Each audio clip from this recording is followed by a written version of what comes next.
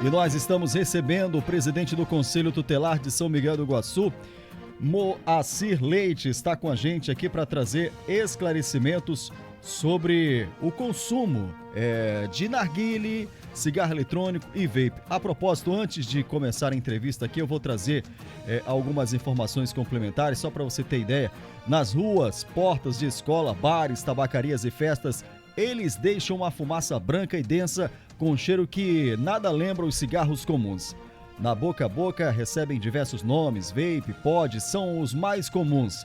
Com a venda proibida no Brasil, especialistas alertam para complicações cardiovasculares e pulmonares dos cigarros eletrônicos.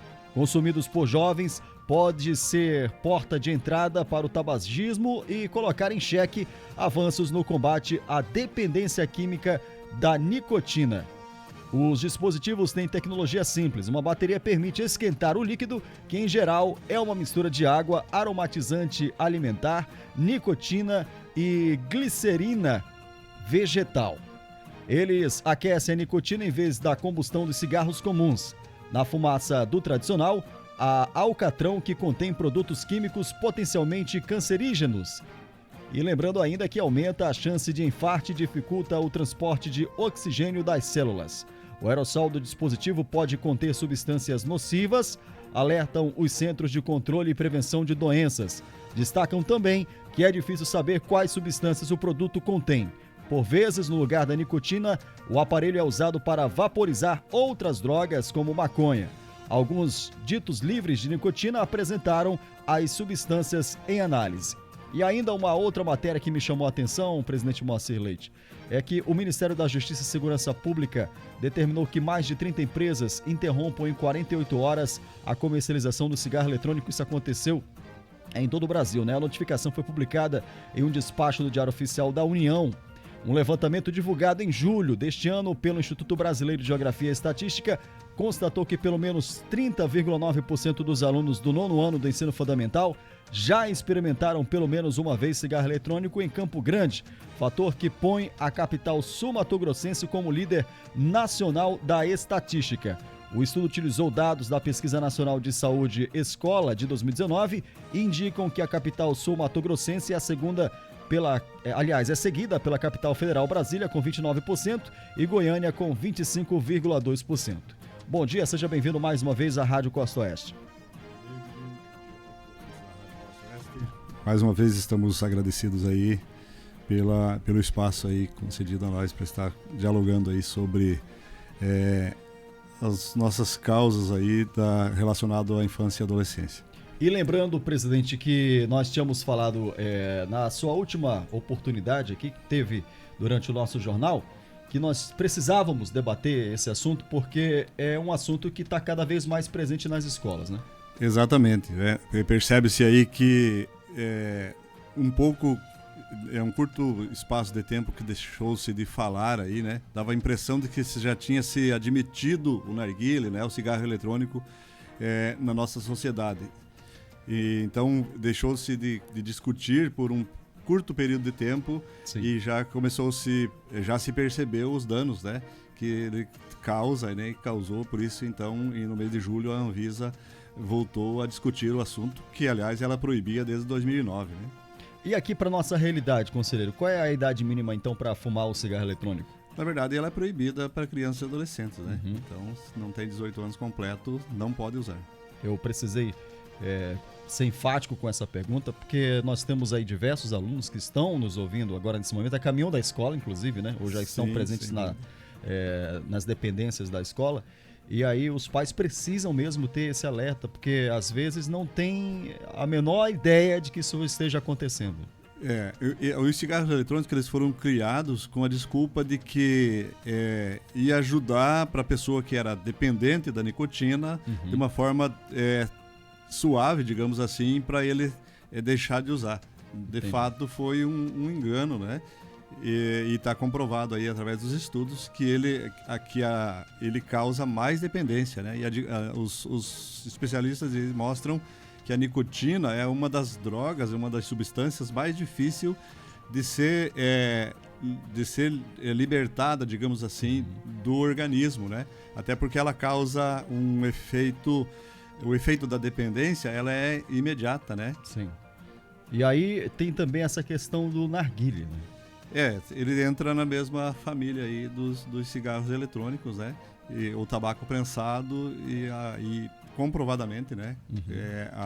O efeito danoso dele é muito maior do que o cigarro comum, né? E aí a gente pode verificar que o narguilé, ele está presente na roda de amigos, na roda da família, como a juventude chama nos rolês, né? Isso, esses rolês, né? Cada vez mais clandestinos, né? Nós temos, sobre o narguilé especificamente, nós temos lei municipal, né? Proibindo o uso dele em locais públicos, né? Já há bastante tempo. E é importante que se observe isso, né? Aqui em São Miguel tem uma fiscalização para... Tem, a fiscalização é a cargo principalmente das forças policiais, né? Uhum. Nós entendemos que, em razão do número de policiais que nós temos na nossa cidade, Contingente. é quase impossível eles estar fiscalizando isso, né? Tem coisas muito mais graves, né? Sim. Mas o principal fiscal deve ser a sociedade, né? Que deve entender isso e não admitir esse uso, né? O desuso, que prejudica justamente seus filhos, né? Então os pais, eu acredito que os que se importam pelos seus filhos são os principais, devem ser os principais fiscalizadores dessa droga, né? E tem alguns ambientes que às vezes as pessoas estão consumindo, eles propagam aquela fumaça e contamina todo o ambiente, né? Nós temos as nossas tabacarias, né? Que em ocasiões de fiscalização a gente tem adentrado. E para ficar assim, é inacreditável como o ser humano consegue ficar dentro do ambiente fechado com aquela fumaça. Claro, mesmo que tenha umas regras aí, que tem que ter exaustor e tal, mas nós chegamos numa situação que estavam todos desligados. Então, crianças e adolescentes, em hipótese alguma, podem permanecer em um espaço desse. Aqui em São Miguel tem tabacarias que são permitidas a utilização, não? Tem tabacaria, sim, né? Que aí não tem como, acho que a lei não proíbe o adulto usar, né? Sim. Mas a criança e o adolescente não pode nem adentrar nesse espaço. Eu te perguntei isso porque em Foz é bem comum, né? Tem esses espaços lá, os laudos, como eles chamam, né? Nós temos vários em São Miguel também. Então, é importante o amigo que está ligado com a gente aqui na 103,5, de repente você tem alguma dúvida com relação a esse tema que nós estamos abordando aqui, você pode mandar a sua mensagem aí para 3565-1022 que o conselheiro responde aqui. Conselheiro, e quanto à comercialização de bebidas para menores, qual tem sido o posicionamento do Ministério Público? Então, isso é lei, né? E já há vários anos ela era apenas uma infração administrativa, né? Mas agora não lembro se é a partir de 2012 ou 2014 ela se tornou crime também, né? Então a pessoa vai responder de acordo com o artigo 243, melhor, estou trocando a posição dos números aqui, da Lei 8.069 como crime, e também ele responde pelo artigo 149 e o 258 e 258C como infração administrativa, né? Então é proibido vender ou fornecer. É importante que a comunidade saiba disso, porque não tem uma lei proibindo o adolescente, a criança e o adolescente consumir. Certo. Mas a proibição está em vender ou fornecer. Né? Então, quem comercializa ou quem usa, ele está expressamente proibido de estar entregando isso a uma criança ou um adolescente. Né? Isso qualquer tipo de droga lícita, né? Ilícita nem se fala, mas sim, infelizmente nós temos muitas situações relacionadas. E dentro desse tema, em razão até de algumas abordagens que nós fizemos em fiscalizações durante o mês de julho, o Ministério Público ele instaurou um procedimento aqui, né, para orientar, né, e advertir os comerciantes. A gente eu acho que eu mencionei para você fora do ar, e nós estamos visitando todos os comércios, né, principalmente os que comercializam bebida e tabaco, e a recomendação ela é bem explícita, né? E o comerciante deve expor isso, né? Colocá-la na sua parede. Fique bem legível. E ela é uma orientação, colocando todos os pontos, né? A proibição, inclusive, sobre a entrada e permanência de criança e adolescente nos espaços, bares, festas, enfim. Nós temos uma portaria 01 de 2013, portaria judicial em São Miguel, que ela disciplina a entrada e a permanência, né? Então, esse procedimento instaurado pelo Ministério Público, através da segunda promotoria, através do doutor Pedro Pires Domingues Vanderlei, é justamente para orientar e para o comerciante depois, amanhã a gente chegar lá fiscalizando, né, o Conselho Tutelar juntamente com a polícia, ou somente as forças policiais, né, eles dizem, não, eu não sabia e tal, né? Um procedimento justamente para alertar os comerciantes no sentido de estar tomando cuidado, né? E aqui tá as observações, inclusive aquilo que é considerado pena e também as multas, né? Que elas não são leves, elas podem chegar até R$20 mil, dependendo da situação. E no caso do descumprimento dessa portaria, o que acontece com esse comerciante, conselheiro? Isso, a previsão no descumprimento da portaria é justamente a multa, né? O crime vender e fornecer e a entrada e permanência de forma inadequada, né, dentro do seu estabelecimento, do seu evento, a lei, os artigos 149 e o 258, eles estabelecem, trazem essa proibição e tem o amparo das multas, né, que pode ser de 3 a 20 salários mínimos. Eu preciso voltar ainda para essa questão do consumo do cigarro eletrônico, do pod, do vape, enfim. Nas escolas, o que o Conselho tem feito para coibir essa prática? Então, dentro das escolas, né, os professores são, né, e diretores, eles já são orientados, né, e eles sabem que não deve ser permitido, né, e eles cuidam disso. No pátio das escolas, a gente tem, inclusive, em razão até de reclamação de algum cidadão, enfim, a gente tem passado, orientado, né, onde se for constatado, né, ou tiver alguém consumindo, nós percebemos que quando começou a se falar sobre isso, já cessou, né? Sim. Nos últimos dias a gente não identificou mais ninguém usando nos entornos das escolas, né? Que é justamente isso que nós precisamos, né, junto com a sociedade, estar falando, discutindo o tema e mostrando a periculosidade disso, né? Além da proibição, né? Mas o fator principal é a proteção da saúde, né? É um caso de saúde pública, né? Conselheiro, o fato de a gente estar presente aqui próximo da Tríplice Fronteira, isso dificulta um pouco mais esse combate? Sim, a entrada, né? Você mencionou no início da fala, né? A proibição. No mês de julho, quando a Anvisa chamou, né, os representantes das sociedades, enfim, dos comércios, inclusive, que se posicionaram contra, naturalmente, aqueles que comercializam no Brasil, ou que estavam comercializando, se manifestaram contra, mas a maioria, né, a maioria absoluta concordou, e a recomendação da Anvisa foi justamente proibir a comercialização ilegal, né, porque não tinha legalidade para comercialização no Brasil. E isso é ótimo, né, porque se a droga não chega até a frente da escola, né, o adolescente não tem acesso a ela, o problema está resolvido, né.